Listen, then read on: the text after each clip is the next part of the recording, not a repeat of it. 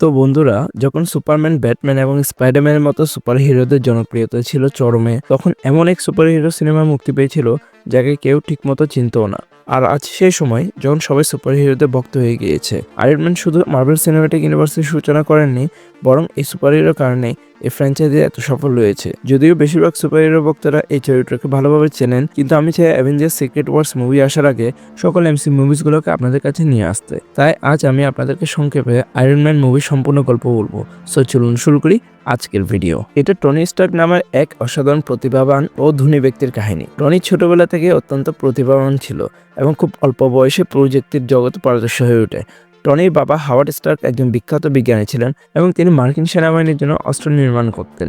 যখন টনি মাত্র 21 বছর বয়সে পৌঁছায়, তখন এক দুর্ঘটনায় তার বাবা মা মারা যায়।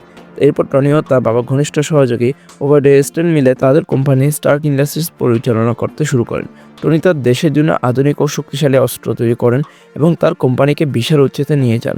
কিন্তু টনি ছিল দায়িত্বজ্ঞানহীন এক ব্যক্তি, যার কারণে ওভারডে তার উপর খুবই রাগান্বিত থাকতো। একবার টনি আফগানিস্তানে যায়, যেখানে সে সেনাবাহিনীকে তার নতুন জেরিকো মিসাইল প্রদর্শন করে। কিন্তু ফেরার পথে টনির উপর সন্ত্রাসীরা হামলা চালায়। হামলার সময় টনির সামনে তার কোম্পানির তৈরি একটা বোমা এসে পড়ে এবং বিস্ফোরণে তার শরীরে অসংখ্য ধাতব টুকরা ঢুকে যায়। পরবর্তীতে যখন টনির জ্ঞান ফিরে, তখন সে নিজেকে একটা অন্ধকার গুহার মধ্যে বন্দী অবস্থায় দেখতে পায়। তার বুকে একটি যন্ত্র বসানো ছিল যা তার জীবন বাঁচিয়ে রেখেছিল। সেই গুহায় টনির সঙ্গে ছিলেন ইনসেন নামে এক বিজ্ঞানী। ইনসেন টনিকে জানায় যে সে টনির হার্টের খুব কাছাকাছি থাকা ধাতব টুকরোগুলো পুরোপুরি বের করতে পারেনি। ফলে সে টনির বুকে একটি ইলেকট্রোম্যাগনেটকে বসিয়ে দিয়েছে, যে ধাতব টুকরোগুলোকে টনির হৃদয়ের দিকে অগ্রসর হতে বাধা দেয়। এই ইলেকট্রোম্যাগনেট একে গাড়ির ব্যাটারির মাধ্যমে চলছিল। সন্ত্রাসীরা টনিকে জেরিকো মিসাইল তৈরির নির্দেশ দেয়, কিন্তু টনি জানতো সে যদি তাদের জন্য অস্ত্র বানায়, তাহলেও তারা তাকে বাঁচতে দিবে না। তাই টনি মিসাইল বানানোর ভান করে একটি শক্তিশালী আর্ক রিয়েক্টর তৈরি করে ফেলে। আর্ক রিয়েক্টর হলো একটি শক্তি উৎপাদনকারী যন্ত্র যা টনির বাবা বহু বছর আগে তৈরি করেছিলেন। কিন্তু টনি তার বাবার প্রযুক্তিকে ছোট পরিসরে তৈরি করে নিজের বুকে ইলেকট্রোম্যাগনেট চালানোর জন্য ব্যবহার করে। তবে টনি শুধু এই আর্ক রিয়েক্টর বানিয়ে থেমে থাকেনি, সে এটি ব্যবহার করে একটি শক্তিশালী মেকানিক্যাল স্যুটকেও তৈরি করে, যা তাকে সন্ত্রাসীদের হাত থেকে পালাতে সাহায্য করবে।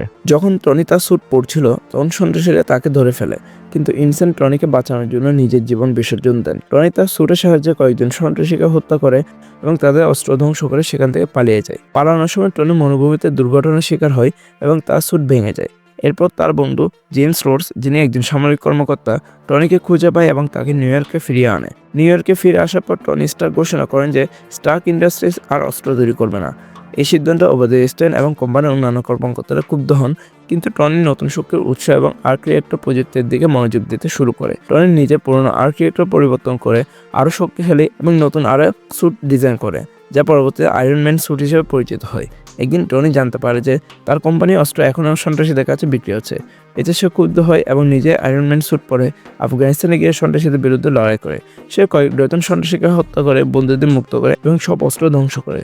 অন্যদিকে ওভারডে সন্ত্রাসীদের কাছ থেকে টনি প্রথম স্যুটের নকশা নিয়ে তার নিজস্ব স্যুট তৈরি করে। কিন্তু ওভারডে বুঝতে পারেন যে এই স্যুট চালাতে টনির বুকে আর্ক রিয়েক্টর প্রয়োজন। তাই সে টনির কাছে গিয়ে তার নতুন আর্ক রিয়েক্টর কেড়ে নেয় এবং সেটি নিজের আয়রন ম্যানের স্যুটে বসিয়ে দেয়। টনি তার পুরোনো আর্ক রিয়েক্টর বুকের ভেতর বসে ওভারডেকে থামানোর চেষ্টা করে, কিন্তু ওভারডে শক্তিশালী হওয়ায় টনি তার সাথে সরাসরি লড়াই পারছিল না। তাই টনি স্টার্ক ইন্ডাস্ট্রিজের বিশাল আর্ক রিয়েক্টরকে ওভারলোড করার পরিকল্পনা করে। পেপার পটস টনির নির্দেশে বড় আর্ক রিয়েক্টর চালু করে, যার ফলে ওভারডে মারা যায়। পরের দিন স্টার্ক ইন্ডাস্ট্রিজে একটা প্রেস কনফারেন্স হয়। শিল্ড এজেন্টরা টনিকে পরামর্শ দেয় যে সে মিডিয়ার সামনে আয়রন ম্যান পরিচয় গোপন রাখবে, কিন্তু টনি সবার সামনে জানিয়ে যায় যে সে হচ্ছে iron man. Movie post credit সিনের মধ্যে শিল্ডের ডিরেক্টর নিক ফিউরি টনির সঙ্গে দেখা করেন। নিক ফিউরি টনিকে জানান যে সে একমাত্র সুপারহিরো নয়, বরং আরও অনেক সুপারহিরো রয়েছে। ফিউরি তাকে অ্যাভেঞ্জার্স ইনিশিয়েটিভের অংশ হওয়ার প্রস্তাব দেন, আর এখানে মুভি শেষ হয়। সো এটাই ছিল আয়রন ম্যান মুভির সম্পূর্ণ গল্প। ভিডিও ভালো লাগলে লাইক ও শেয়ার করিয়েন, আর ভবিষ্যতে এমন ভিডিও পেতে আমাদের চ্যানেলকে সাবস্ক্রাইব করিয়েন। আমাদের আরেকটি চ্যানেল রয়েছে, যেটি নাম হচ্ছে কমিক বাংলা। ডিসক্রিপশনে ওই চ্যানেলেরও লিঙ্ক দেওয়া থাকবে, আপনারা চাইলে ওই চ্যানেলকেও চেক আউট করে নিতে পারেন। Thanks a lot for watching guys. দেখা হবে পরে কোনো ভিডিওতে।